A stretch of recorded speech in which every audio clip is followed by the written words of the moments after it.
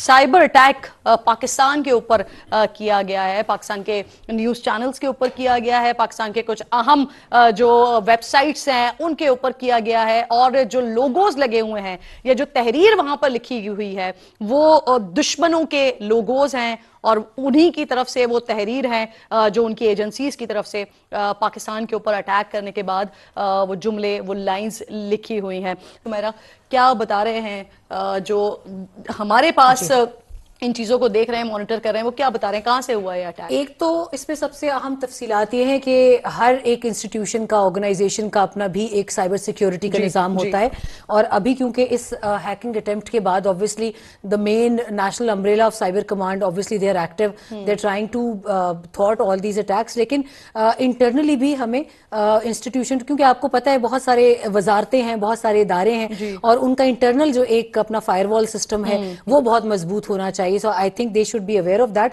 लेकिन एक और बहुत एक तकलीफ दे इतला और भी आई है कि अब्दुल रहीम मूसवी जो है, जो आर्तेश ईरानी जो रिवायती फौज है उसके जो हेड हैं, उनकी भी शहादत की, हलाकत की इतला है अभी। वो अभी एक अपडेट है जो कि कंफर्म हो गई है, और हसन सलामी जो IRGC के हैं उनके हवाले से भी मुसद्दिका इतलात नहीं है कि वो कहाँ हैं, और ये वो दोनों कमांडर्स हैं जिनको कहा गया था कि वो लो की हो जाए, अंडरग्राउंड हो जाए, but they refuse to do it, और लास्ट जो तक स्ट्राइक्स थी वो ये करने की कोशिश कर रहे थे कि खुद उसको सुपरवाइज करें। अब ये PTA इस वक्त सर जोड़ के बैठी हुई है, और हमारे जितने भी हसास इदारे हैं वो भी इनको देख रहे हैं कि ये हैकिंग अटेम्प्ट्स मजीद भी कई जगह आ सकते हैं, बट अल्हम्दुलिल्लाह जो हमारी अपनी मल्टी लेयर सिक्योरिटी सिस्टम है वो इंटैक्ट है, और उस तक किसी की रसाई नहीं हो सकती, इतना हम वी आर श्योर। यानी ज़ैगम साहब, ये जो भी सिचुएशन बन रही है, परसों रात से लेकर कल सारा दिन जो कुछ होता रहा, फिर कल रात सारा कुछ जो होता रहा, और फिर आज जो सिचुएशन बनी, इनफैक्ट अब जिस जगह हम बैठकर बात कर रहे हैं इसी मुल्क में जो सिचुएशन बनी, ये सारी की सारी क्या फिर उसी प्लानिंग के तहत चीजें बढ़ रही हैं? ये कुछ भी सारा इत्तेफाक तो नहीं हो सकता? साइबर अटैक भी हो जाता है, वहां पर असैसिनेशंस भी हो जाती हैं, पूरी क़यादत ही खत्म कर दी जाती है, यहाँ पाकिस्तान के साथ 3 दिन पहले कॉन्फ्लिक्ट का आगाज हो जाता है, तो ये सारी चीजें इत्तेफाक तो नहीं है सर? जी बिल्कुल इत्तेफाक नहीं है। मेरे ख्याल में हमें वाज़े तौर पर जो है वो चीज़ें एक दूसरे से लिंक होती नज़र आ रही हैं, कड़ियों से कड़ियाँ मिलती नज़र आ रही हैं। आप देखें इसकी डोमेन जंग में भी है, जिस तरीके से अफगानिस्तान पाकिस्तान के साथ करने की कोशिश कर रहा है। साइबर डोमेन, अभी आपने बात की, देखिए किस तरीके से एक नफ्सियाती जंग करने की कोशिश की जा रही है। अब इसके ज़रिए से क्या आपको एक नफ्सियाती तौर पर यह मैसेज दिया जाता है कि you are not in control, we are. तो एक तरह का एक बेयकीनी की फ़ज़ा फैली जाती है ना पूरे। और अभी देखिए बहुत ही अहम बात जो तलत साहब ने की, उसके हवाले से मेरे ख्याल में हमें अगर ये देखें कि ईरान इतना रेजिलियंट क्यों है। हम मशरिक़ वस्ता की बात कर रहे हैं, जितनी आसानी से शाम जो गिर गया, शाम की हालत हुई, जो हालत लिबिया की हुई और इराक की भी हुई, ईरान की वैसे क्यों नहीं है? दुनिया में तमाम एक्सपर्ट्स ये कह रहे हैं कि नहीं, ये जाने वाला नहीं है। आप जितने बम मार लें, और कुछ कम नहीं है। देखिए एक दुनिया की एक सुपर पावर क्या हाइपर पावर है, और इतने बड़ा वो बारूद फेंक रही है, जदीद तरीन अपनी टेक्नोलॉजी यूज कर रही है, लेकिन सब कह रहे हैं कि भैया आप नहीं इसको गिरा सकते। क्यों नहीं गिरा सकते? तो एक चीज हमें वाज़े तौर पर नजर आ रही है कि ईरान ने इंस्टीट्यूशंस बिल्ड किए हैं। बिस्मिल्लाहिर्रहमानिर्रहीम, अस्सलाम वालेकुम नाज़रीन। पाकिस्तान पर साइबर हमला किसने किया, क्यों किया, और इसका मकसद क्या था, और इस हमले के नतीजे में पैगाम क्या दिया गया? इस हमले में कौन मुलविस है? क्या ये इसराइल का प्लान था? जबकि दूसरी तरफ ईरान डट के खड़ा है, मुसलसल अमरीकी अड्डों को तबाह कर रहा है। ईरान बाकी ममालिक की तरह क्यों नहीं टूट रहा? तलत हुसैन ने तहलका खेज़ इंकशाफात कर दिए। आइए पहले वीडियो देखें, फिर इस पर हम तफसील से बात करते हैं। आप एक को गिराते हैं, नीचे से दूसरा उसकी जगह ले लेता है, because there is an institution multilayer. और पूरी बेट जो थी वो वेस्ट की ये थी, अमेरिका की ये थी कि भाई ये बंदा जो है, ये अली खामेनाई 36 साल 9 महीने से हुकूमत कर रहा है, इसके बगैर तो ईरान चल ही नहीं सकता, इसको मार दो ईरान गिर जाएगा। और सारी ये थी कि अच्छा जिस दिन ये बंदा मरेगा तो फिर ईरान में क्या होगा। लेकिन देखिए उसका भी उन्होंने एक इंस्टीट्यूशनल मैकेनिज्म रखा हुआ था। इसी तरह इंस्टीट्यूशंस जो हैं वो बहुत अहम होते हैं, अफराद से ज़्यादा अहम होते हैं। जहाँ हमने इंस्टीट्यूशन बनाए हैं ان کو مضبوط کرنا چاہیے, زیادہ افیکٹو بنانا چاہیے, ان کو استعمال کرنا چاہیے.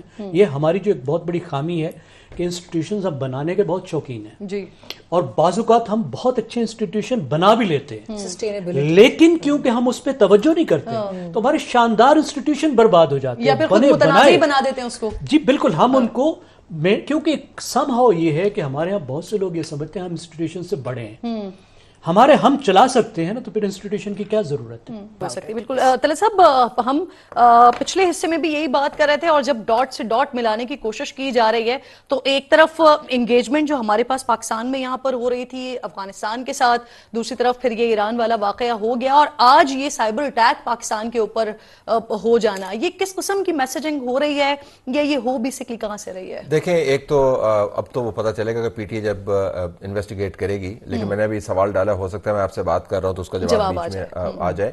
لیکن جب آگ لگی ہوتی ہے اور فتنہ اور فساد پھیل رہا ہوتا ہے تو ہر کوئی اپنے چھوٹے چھوٹے ایجنڈے لے کے معاملات کو طے کرنے کی کوشش کرتا ہے. تو میرے خیال میں جب توجہ بٹی ہوئی ہو اور آپ کی ریسورس ڈپلائمنٹ جو ہے وہ کسی اور طرف ہو, اگر مقامی طور پر ہوا ہے تو وہ تو پتہ چل جائے گا کہ اس کا ڈیجیٹل فٹ پرنٹ کیا ہے, لیکن اگر اس کے اندر کوئی بین الاقوامی عنصر شامل ہے, کیونکہ ہم نے دیکھا ہے کہ انڈین ہیکرز بہت متحرک ہیں, اسرائیلی ہیکرز بہت متحرک ہیں, ایران کی ویب سائٹس انہوں نے ہیک کی ہیں, اس کے اوپر اپنے پیغامات چلائے ہیں, ان کی آفیشیل ٹرانسمیشنز کو انہوں نے ہیک کر کے اپنے بیچ میں ویڈیوز انسرٹ کی ہیں, اور جو پیغام جس قسم کا دیا گیا, اب میں نے پوچھا, انہوں نے کہا جی کہ یہ را اسرائیلی کمپنیز اور ڈومیسٹک سپورٹ کے ساتھ, جی یس, اسرائیلی ٹیکنالوجی ہے, را ہے, اور ڈومیسٹک سپورٹ کے ساتھ, کیونکہ جس قسم کا پیغام ڈالا گیا وہ مکمل طور پر فوج کے خلاف ہے اور نفاق پیدا کرنے کی کوشش.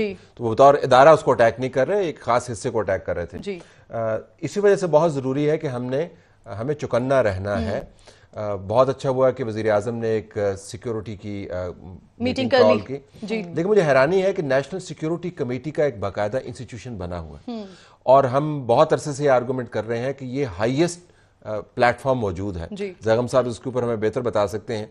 ان حالات کے اندر اس کو 24 گھنٹے متحرک رہنا چاہیے. اچھا, جب ہم یہ بات کرتے ہیں تو ہمیں آفیشلی یہ بتایا جاتا ہے جی اس کی ضرورت نہیں ہے, کیونکہ 3-4 لوگ ہیں وہ ہر وقت ایک دوسرے سے آن کال ہوتے ہیں. معاملہ 3-4 لوگوں کا نہیں ہے, معاملہ نیشن کو ری ایشور کروانے کا ہے, ڈیبیٹ کروانے کا ہے, اور جو 3-4 لوگ ہیں یا 5 لوگ ہیں ان کے پرویو کو بڑھا کے ایک آئینی ادارے کو متحرک کرنے کا ہے. ناظرین, یہ بات تو بالکل درست ہے کہ ایران کسی بھی صورت جھکنے والا ملک نہیں ہے. امریکہ سمجھتا تھا کہ آیت اللہ خامنی کی شہادت کے بعد ایران گھٹنے ٹیک دے گا کیونکہ ان کے پاس کوئی قیادت نہیں بچے گی, مگر ایران نے سب پلان کر کے رکھا ہوا ہے. فوراً دوسرا کمانڈر آگے آ گیا اور اس نے کمانڈ سنبھال لی. یعنی اسرائیل مکمل طور پر لمبی جنگ لڑنے کے لیے تیار ہے. ناظرین, آپ اس حوالے سے کیا کہنا چاہیں گے؟ آپ اپنی رائے سے ہمیں ضرور آگاہ کریں. نیکسٹ ویڈیو تک مجھے دیں اجازت. اللہ حافظ.